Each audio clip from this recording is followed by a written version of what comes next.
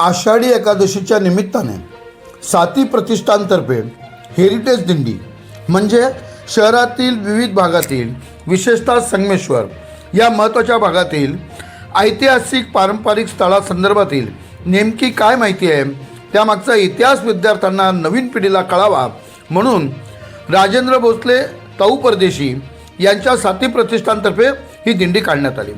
यावेळी महात्मा गांधी पुतळा, जुनी मराठी शाळा, डॉक्टर बाबासाहेब आंबेडकर पुतळा, संगमेश्वरमधील मस्जिद, काही महत्त्वाचे चौक, इतर अनेक महत्त्वाची स्थळे विद्यार्थ्यांना दाखवत त्या जागावर ज्या जागेवर जाऊन त्याची माहिती देत कोणाचे काय योगदान आहे हेही सांगण्यात आले। कुठून कशी निघाली ही दिंडी तसेच यावेळी काय माहिती दिली बघा सविस्तर। प्रबंधभूमी महाराष्ट्र न्यूज इंचार्ज हरीश मारू। साती प्रतिष्ठान मार्फत हेरिटेज वॉक हा अवलंबला या ठिकाणी जातो। असाच एकादशीच्या निमित्ताने आज आम्ही हेरिटेज दिंडीचं आयोजन या ठिकाणी केलं।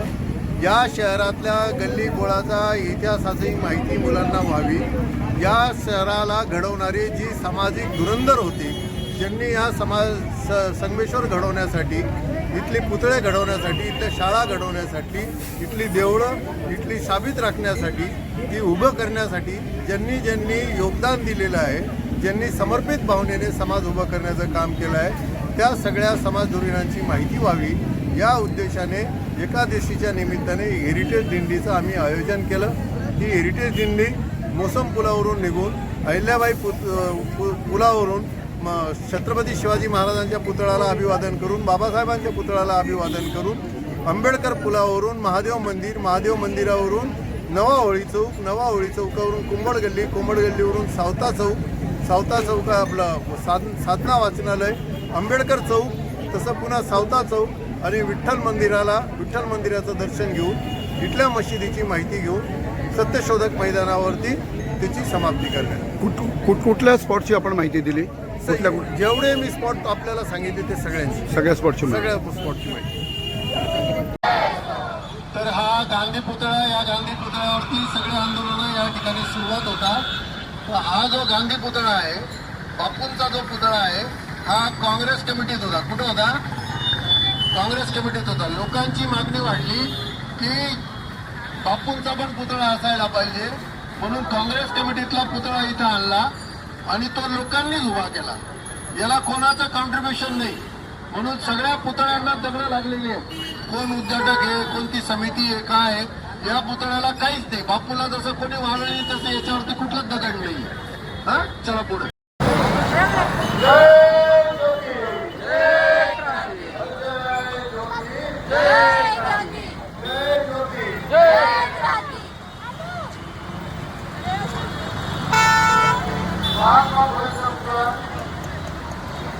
गावातील सर्व लोकांनी या नगरपालिकेने हा पुतळा या ठिकाणी उभा केलेला आहे। इथून चालू कॅनल जात होता, ती कॅनलची जागा माळीपंच कमिटीची होती। माळीपंचांनी या जागा देण्याचा ठराव या ठिकाणी केला, ती कॉर्पोरेट नगरपालिकेला दिली। त्यानंतर हा पुतळा उभा आहे ना, हा पुतळा संगमेश्वर हे गाव या शहरामध्ये गावामध्ये मोठ्या प्रमाणामध्ये माळी समाजाची संख्या आहे, त्याच्याच प्रवेशद्वारावरती या ठिकाणी मोठ्या दिमागात उभा आहे आणि उंच असा पुतळा हा त्या काळातला महाराष्ट्रातला पहिला पुतळा एवढा असा हा पुतळा या ठिकाणी उभा राहिलेला आहे। समोर छत्रपती शिवाजी महाराज आणि इकडे महात्मा फुले, आपण ज्या पुलावरून जाणार आहोत तो राहिलेला होता पूल आहे। त्या पुलाच्या शेजारी आत्ता नवीन पूल झाला, हे पूल पहिले खाली होतं।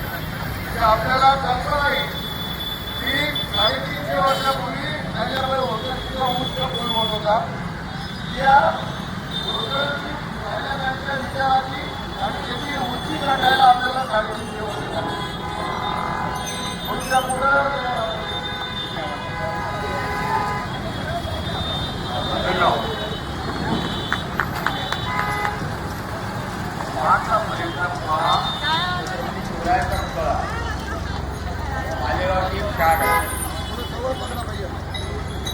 महत्वाचं काय मालेगाव हे शहराचं गाव काय ओळखलं जातं।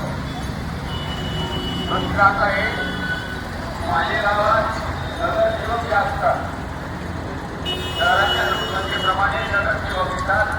त्यात जवळजवळ 70% नगरसेवक हे मुस्लिम आहेत आणि 30% नगरसेवक हिंदू आहेत त्याच्या घरात. आणि वैशिष्ट्य म्हणजे नगराध्यक्ष हे मुस्लिम आहेत. शबीर अहमद तिच्या घरात शबीर अहमद मुस्लिम, नगरसेवक 70% मुस्लिम आणि मालेगावात छत्रपती शिवाजी रुपयाचा तलाव एक प्रकारे मंजूर झाला. एक मठामध्ये झाला एक शाखेवर ठरवून एक समुद्राला हे आपण लक्षात घेतलं पाहिजे.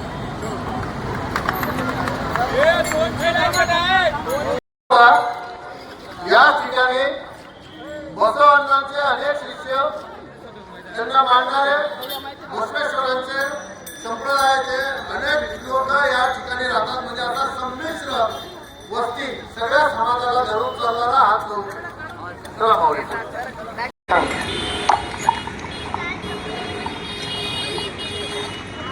मित्र हो, आपण ज्या पुतळ्यासमोर आता उपस्थित झालेलो आहोत ते भारतरत्न डॉक्टर बाबासाहेब आंबेडकर यांचा पुतळ्याची संकल्पना अशी होती की मालेगाव महानगरपालिकेमध्ये जे जे चतुर्थ श्रेणी कर्मचारी आहेत, म्हणजे झाडू काम करणारे, गटर साफ करणारे किंवा आपल्या गल्लीमध्ये कचरा जमा करायला जी गाडी येते त्या लोकांकडनं हा पुतळा 1965 साली प्रत्येकी 101 रुपये घेऊन हा पुतळा उभा करण्यात आला. या पुतळ्यामध्ये कोणा एकाचा सहभाग नाहीये तर सर्वांचा आहे. मालेगाव शहरातील जे जे कामगार होते त्या कामगारांनी मालेगाव नगरपालिका कामगार सहकारी पतपेढी लिमिटेड अशी एक संस्था स्थापन केली आणि त्या संस्थेच्या माध्यमातून पुतळा उभा करण्याचं ठरवण्यात आलं. त्यामध्ये सगळ्यात मोठी भूमिका मोतीराम सावळाराम कापडे म्हणजे माझे वडील यांची होती. त्यांना त्यांच्यासोबत सोनू भाऊ हैबती भालेराव हे होते. मग यांनी या पुतळ्याची सर्व पैसे एकत्र झाल्यानंतर या जागेसाठी संघर्ष करायला सुरुवात केली. कारण मालेगाव शहरात पुतळाच नव्हता आणि हा पुतळा उभा करण्यासाठी त्यावेळच्या नगराध्यक्ष जे डॉक्टर नवलराय शहा होते. आता भैयांनी सांगितलं की डॉक्टर नवलराय शहा आपले जे अजय भाऊ आहेत, अजय शहा यांचे वडील, यांचा दवाखाना सपाटीमध्ये टिळक रोड मालेगाव शहरातला पहिला खासदार दिल्लीला निवडून गेलेले हे याना जाधव वकील, यादवराव नारायण जाधव वकील. याचं वैशिष्ट्य हे की या माणसाने अनेक संस्था उभ्या केल्या, स्वतःचं जीवन सत्यशोधक पद्धतीनेच अंगीकारलं. आपण तिथून आता माझा वडीलच्या घराकडे निघालो, तिथून तर या बापनाच्या बिल्डिंग पर्यंत हा संगीतवर भाग होता पूर्वी आणि तो जगताप गल्लीपर्यंत होता आता. आणि जवळजवळ 80% माळी समाज या गावात आहे तेव्हा बी. परंतु वैशिष्ट्यपूर्ण गोष्ट की महात्मा फुलेंचा फोटो घरात लावला हे त्यांचं घर आहे. माजी खासदार याना जाधव यांचं हे घर आहे. पहिला खासदार मालेगाव शहरातला त्याची सही संविधानाच्या प्रतिमेवर आहे. समजून घ्या काय काय चालते मालेगावात.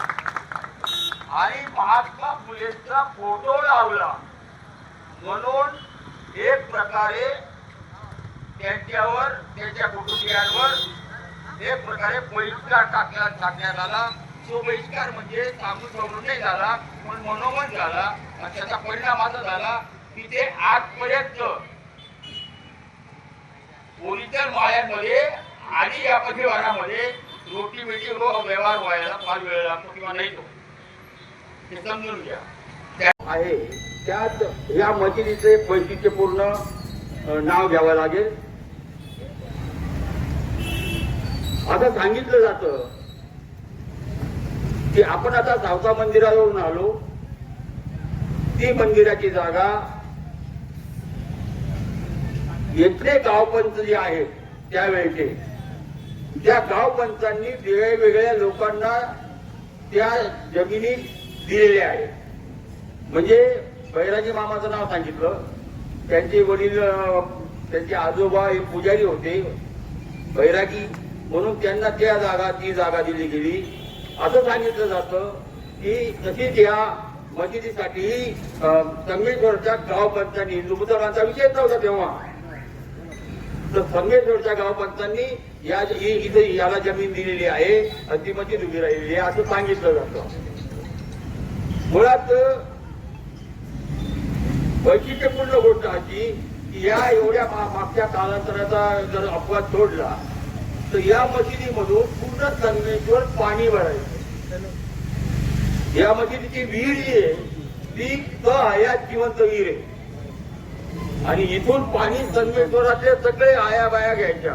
मला आठवत इथे जे नमाज करायला लोक जायची, मंडळी जायचे, तर या जागेवर, या पायरीवर मी उभा आहे, या जागेवर अशा खालीपर्यंत महिला आपल्या लहान लहान बालकांना घेऊन दोन्ही बाजूला उभं राहायच्या आणि ते जे नमाजी यायचे ते नमाजी त्यांच्या समोर या महिला त्या आपल्या बालकाला करायचं किंवा याच्या फूक मार, याला थोडासा काहीतरी दुआ दे, फूक मार, आशीर्वाद दे, याचा आजार पण जावं, हे अशा म्हणणं जातायची किंवा काही. पण अशा पद्धतीने इथल्या नमाज पढून आलेल्या प्रत्येक माणसाकडं या इथं हिंदू मुस्लिम महिला उभ्या राहायच्या अशा मोठ्या प्रमाणात लहान लहान बालकांना घेऊन आणि ते नमाजी जे असायचे ते फूक मारायचे. आता याच्यात काय असतं की फूक मारणं हा वेगळा भाग आहे.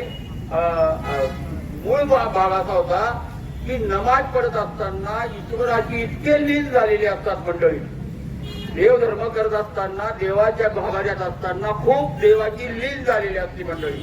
आणि ती जेव्हा लीन असते त्याचा एक पिरियड असतो, तो बाहेर आल्यानंतर व्यवहारात जेव्हा येईल तेव्हा तो माणूस बनून जाईल.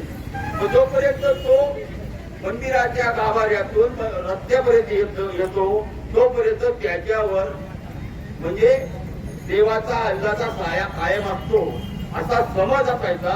आणि मग त्यामुळे त्या ठिकाणी ते लोक जे ज्या महिला आहेत त्या बालकांना घेऊन उभ्या राहायच्या. ही मंडळी नमाज पडून आली का फूक मारायची. आहे तिथल्या तिथला आहे. आपल्याला धोडप किल्ल्याच्या जवळ संविधान शिकवायला कोण आलं होतं? नूर पठाण, नूर खान पठाण गुरुजी आले होते ना. हे पठाण गुरुजीचं घर आहे ना ते. हे त्यांचे काका चुलते सगळे या ठिकाणी राहतात. या ठिकाणचं वैशिष्ट्य असं आहे की आपल्याला कुठल्याही गावात गेल्यावरती पीर बाबा या ठिकाणी भेटतात. हे या भारतीय संस्कृतीचं वैशिष्ट्य या ठिकाणी राहिलेलं आहे. म्हणून इथे दोन दर्गे, हे हमीदाबाई ज्यांनी ही माहिती आपल्याला या ठिकाणी दिली आहे त्या आज बेडवर आहेत. ते येऊन माहिती देऊ शकत नाही, पण त्यांनी संकलित केलेली जी काही माहिती आहे ती माहिती आपल्या सगळ्यांसमोर या ठिकाणी ठेवतो. ही दर्गा खतिशा बाबा आणि वारकरी संप्रदायामध्ये जवळपास श्यामसुंदर महाराज सांगतात, अशोक राणा सर सांगतात, जवळपास 50 संत होऊन गेले. किती? 50. आजही महाराष्ट्रामध्ये मुस्लिम कीर्तनकार 22 आहेत. किती? 22. आजही जैतूनबी अक्का यांची दिंडी, ज्ञानेश्वरांच्या पालखीची दिंडी निघते. समाजाने मुसलमान गळ्यात तुळशीची माळ आणि टाळ आणि अभंग हे घेऊन ते लोकांचं प्रबोधन या ठिकाणी करत होत्या. ही परंपरा आहे. या परंपरेमध्ये सगळी लोक सामील होतात आपण एकनाथ महाराजांचं जर पाहिलं तर एकनाथ महाराजांची जी परंपरा आहे ही परंपरा ही जनार्दन स्वामींपर्यंत जाते. जनार्दन स्वामी आणि शेख मोहम्मद श्रीगोंद्याचे अजूनही आहेत. श्रीगोंद्याचे त्यांचे वंशज त्यांच्याशिवाय पालखी पुढे जात नाही. त्यांना मोठा मान असतो पालखीला. हे जनार्दन महाराज आणि शेख मोहम्मद हे चांद बोधलेंचे गुरु, त्यांचे गुरु चांद बोधलेंचे गुरु राजे मोहम्मद, शेख राजे मोहम्मद. हे शेख राजे मोहम्मद कोण? शेख मोहम्मदांचे वडील. म्हणजे वडिलांचं गुरुपद नाही घेतलं, वडिलांच्या शिष्यांचं जे गुरु आहे शेख चांद बोधले यांचे ते शिष्य झाले. जनार्दन स्वामी आणि शेख मोहम्मद साहेब त्यांचे. शेख चांद बोधलेंचे गुरु मोहम्मद गौसचे गुरु अब्दुल गिलानी. ही परंपरा आपली सगळी येते. म्हणून इथं शिरणी वाटली जाते. जो परंपरा आहे ही सुफी संत साहित्यांनी ही जी आपल्यापर्यंत घेऊन आलेले आहे याचे आपण सगळेजण पाईक आहोत. आणि अशा रीतीने हा देश या ठिकाणी उभा राहिला. श्रीगोंद्याचे जे शेख मोहम्मद साहेब आहेत हे मालोजी राजे भोसलेंचे गुरु. शहाजी राजांनी त्यांना जागिरी दिली आणि त्यांना श्रीगोंद्याला वेरूळहून श्रीगोंद्याला स्थायिक केलं. त्यांनी अनेक अभंगांची रचना केली. त्यामध्ये ऐसे कैसे केले गोपाळे, म्हणजे या गोपाळ्याला ऐसे कसं केलं? नाही ओळे सोहळे काटे केतकीच्या झाडा आता अंतरी केवळा फुलला. एक अविंद म्हणजे एक अविंद जो गोविंद नाही. शेख मोहम्मद एक अविंद ज्याचे हृदयी गोविंद. गोविंद म्हणजे विठ्ठल. म्हणजे तो जरी अविंद असला म्हणजे गोविंद नसला, हिंदू नसला, पण त्याचे हृदय जे आहे ते गोविंदासाठी आहे, विठ्ठलासाठी आहे. अरे काय परंपरा, केवढी माणसं कशी या देशामध्ये या ठिकाणी निर्माण झाली आणि केवढा सुंदर भारत या लोकांनी या ठिकाणी निर्माण केलेला आहे. या इतिहासाची परंपरा या वारकऱ्यांची आहे. चला, जय हिंद माऊली. माझी सुवाळे ओवाळे